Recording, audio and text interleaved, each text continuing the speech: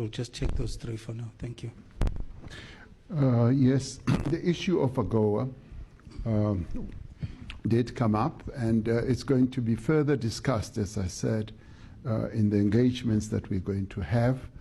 The Secretary of Commerce and our Minister of Trade and Industry and Competition are going to be able to take those discussions forward, including some of our proposals, which proposals, by the way, do incorporate the issue of AGOA, because we would like to see ourselves continuing in AGOA, and continuing in AGOA really is about prospering our continent. They even said that there are 32 countries from Africa that participate in AGOA from the mouth of the Secretary of Commerce, and that is so. So it is top of mind for them as well. So we want to continue with those discussions, and it sort of dovetails with the question that CD asked about if we were to do a separate deal with the United States, would that not amount to South Africa prospering alone? No. We always want the entire continent to prosper, and we always take into account that what we do should also include advancing the interests of our sister countries on the continent. And when we do settle down to talk about, for instance, tariffs, we are part of this Southern African Customs Union, so we will be talking about tariffs in that broader context, which means that we will not be looking at ourselves alone. We'll be looking at the interests of our sister countries in the sub-region, if you like, which is SACU, but we will also be looking after the interests and advancing arguments to prosper the interests of our sister countries on the continent. We are by far the largest economy, and depends on at what time it's measured between ourselves, Nigeria and Egypt, but we are one of the three big economies, and our general orientation has always been to prosper as we prosper together with other countries. So even as we do get involved in these negotiations, we will always have an AU perspective, a SADC perspective, and a general sub-Saharan perspective as well. Sherwin asked, did we discuss geopolitical collaboration on geopolitical matters? Yes, we found that our interests do coincide in as far as peace building and peacemaking is concerned. And we did compliment President Trump in being very forward in advocating for peace in our region between Rwanda and the DRC, and also Russia and Ukraine. And we outlined precisely what our involvement has been over the years with Russia and Ukraine.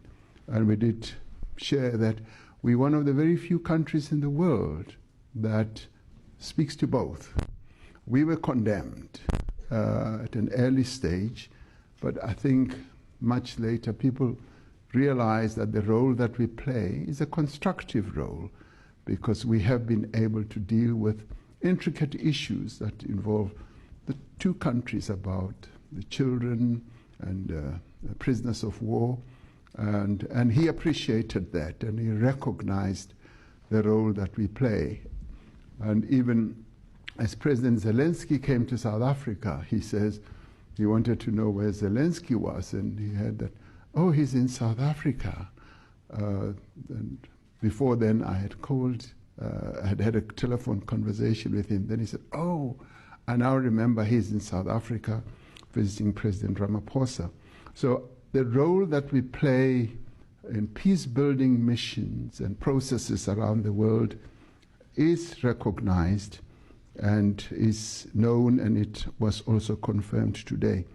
John from the New York Times says about the positive disposition of President Trump that it was not so clear. It may not have appeared that way, but the issue that he kept raising, or he raised prominently, is the issue of genocide. And when he was asked by one of you, and thank God one of you asked, whether he was convinced that there was genocide, he says, no, he's not convinced.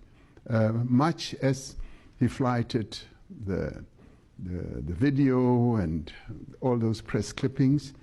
And in the end, I mean, I do believe that there is doubt and disbelief in his head about all this. And I think today's meeting, and particularly when he heard from the other members of the delegation, from Minister Steenhuisen to even Johan Rupert and President of COSATU, Losi, and all that, they spoke from their own experiences and what they know, and that in many ways will have deposited in his head some information about what he's been hearing and seeing. And I'd like to see this as a process. And the fact that he and I have agreed that we're going to meet again, and we will meet at the G20. By meeting again, I'm not saying immediate, so that you don't say, when are you meeting, as you will be tempted to say. That we have said we will meet again, and of course, one of the moments that we will is going to be at the G20. So that is a process to ensure that the new information, or the real information, may I add, conscientiously, okay, and the best of my ability. Conscientiously.